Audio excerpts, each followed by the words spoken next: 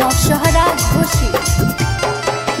नया नया केस हमर चाहौ रोजे थाना के कोर्ट कचहरी हमर लागल रहुआ न जाना गे।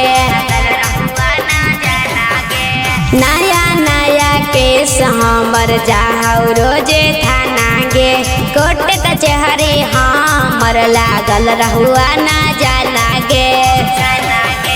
थोड़ा ही अब ना जे भी बात करे औकात के रंगदार हियो जहानाबाद के एके रंगदार हियो जहानाबाद के।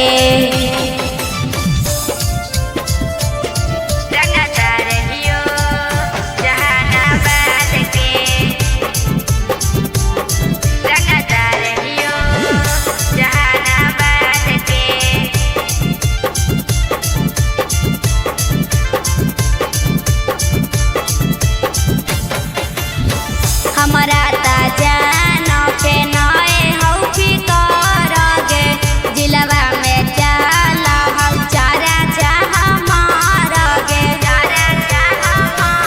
एके हमरा जानो के नए हौ फिकर गे जिलवा में चल हौ चारा चाह मार गे। करहियौ बदमाशी फरक न पड़ौ दिन रात के रंगदार हियो जहानाबाद के एके रंगदार हियो जहानाबाद के। रंगदार हियो जहानाबाद के।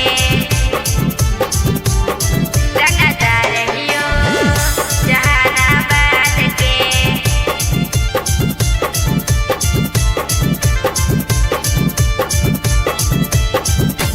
एके बड़ा बड़ा गुंडा हमरा कर है सलाम गे थर थर कापे जब सुने हमर नाम गे।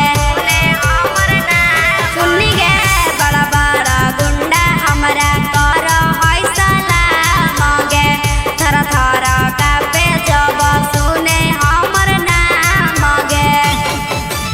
आयु समिता के देखे तो सबे जोड़े लगई हाथ गे रंगदार हियो जहानाबाद के एके रंगदार हियो जहानाबाद के।